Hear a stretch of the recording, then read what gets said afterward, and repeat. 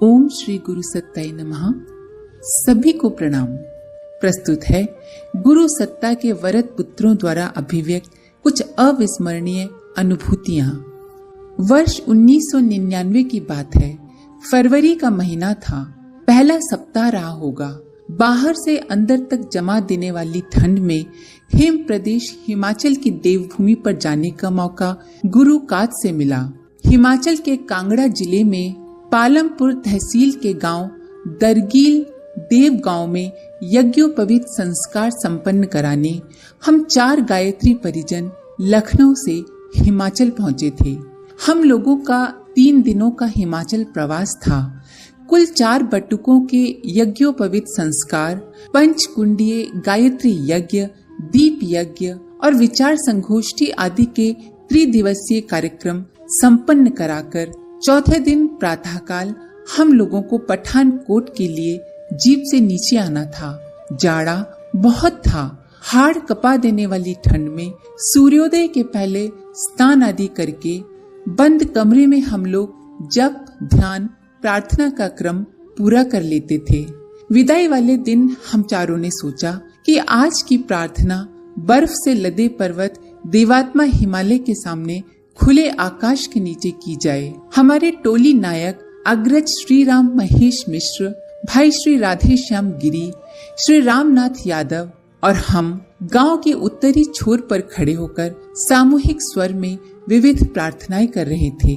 भावातिरेक में कुछ समय के लिए हमारी आंखें बंद हो गई थीं। अचानक भाई मिश्र जी ऊंची आवाज में बोले, भाई सब लोग पहाड़ के ऊपर देखिए।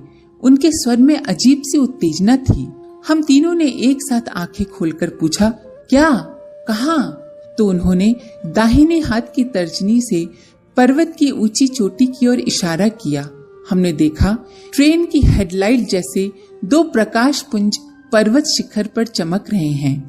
हम चारों परिजन उन प्रकाश पुंजों को परम पूज्य गुरुदेव और परम वंदनीय माता जी की प्रत्यक्ष उपस्थिति मानकर श्रद्धावनत हो गए। हम चारों हर्ष मिश्रित आंसुओं के साथ गुरु सत्ता की स्तुतियां गाए जा रहे थे। लगभग 6 मिनट तक वे दोनों प्रकाश पुंज चमकते रहे, फिर धीरे धीरे मध्यम होते हुए विलीन हो गए। हुआ ये था कि श्री राम महेश जी के मन में प्रार्थना के समय अचानक एक भाव आया। भाव के उसी प्रवाह में उन्होंने पूज्य गुरुदेव से कहा, गुरुवर, 2 जून 1990 को आप हम लोगों से बहुत दूर चले गए। तब आपने कहा था कि आप सूक्ष्म व कारण शरीर में हिमालय पर रहेंगे। अब तो हम हिमालय के पास ही हैं। गुरुवर, क्या आप यहाँ भी अदृश्य बने रहेंगे?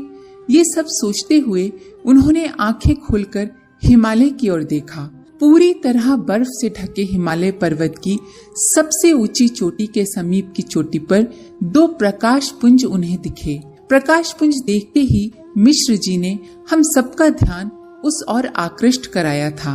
उस समय सूर्यदेव नहीं निकले थे। उषा काल था। पर्वत की उस ऊंचाई पर न तो कोई रिहायश थी और न ही कृत्रिम प्रकाश व्यवस्था की कोई संभावना। प्रार्थना शुरू करते समय उस शिखर पर ऐसा कुछ भी नहीं दिखा था। कोई ऐसा निशान नहीं था जिसे भ्रम कहा जा सके। हम चारों आज भी पूरे विश्वास के साथ ये कह सकते हैं कि प्रकाश पुंज के रूप में प्रकट होकर हमारे आराध्य, हमारे गुरुदेव माता जी ने अपने उस आश्वासन को पूरा किया जिसमें उन्होंने कहा था, करोगे याद हमको, पास अपने शीघ्र पाओगे। प्रातः काल की आत्मबोध साधना में जब भी हम उस हिम क्षेत्र की मानसिक यात्रा करते हैं, क्षण मात्र में हमें अपने आसपास गुरु सत्ता की पावन उपस्थिति की सहज अनुभूति होने लगती है। प्रस्तुति देवनाथ त्रिपाठी, वरिष्ठ आरक्षी, जिला कारागार, सीतापुर, उत्तर प्रदेश। घटना 1967 की है।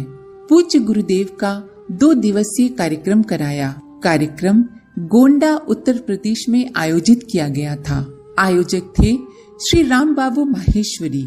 गोंडा में संत पथिक जी महाराज को सभी जानते मानते थे, इसीलिए कार्यक्रम में उन्हें भी आमंत्रित किया गया, ये सोचकर कि उनके रहने से लोगों की उपस्थिति अच्छी रहेगी।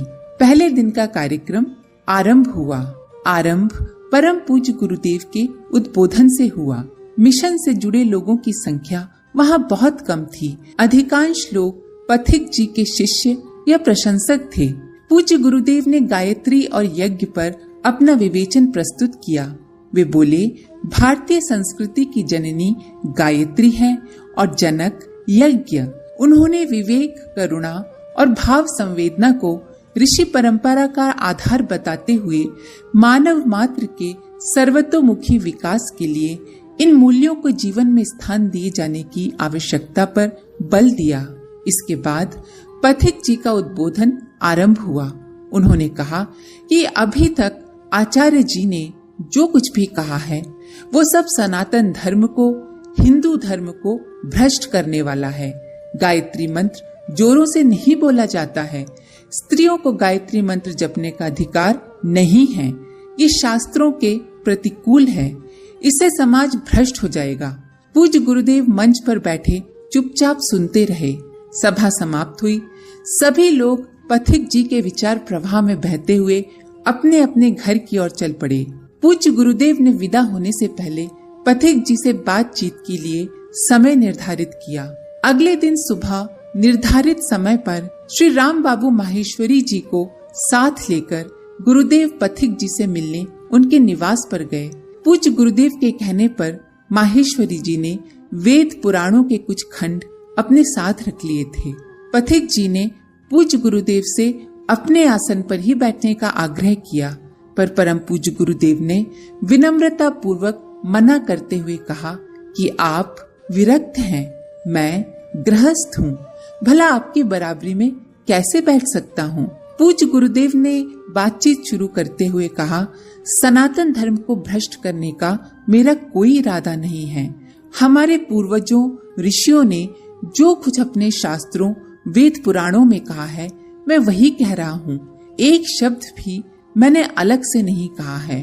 परम पूज्य गुरुदेव वेद के मंडल, सूक्त, श्लोक संख्या, पुराणों के अध्याय, धारा प्रवाह बोलते रहे और माहेश्वरी जी उसी क्रम में सब कुछ वेदों पुराणों के पन्ने पलट पलट कर पथिक जी को दिखाते चले गए। अंत में श्रद्धेय पथिक जी ने पश्चाताप भरे स्वर में कहा, अज्ञानता में मुझसे बड़ा भारी अपराध हुआ है।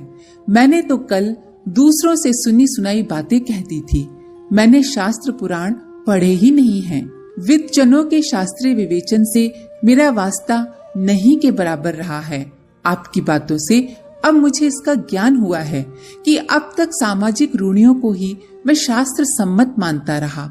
आपने अपनी बातों की पुष्टि में जिस प्रकार वेद की ऋचाओं को प्रस्तुत किया है उसके आधार पर ये सिद्ध होता है कि आप तो वेद मूर्ति हैं।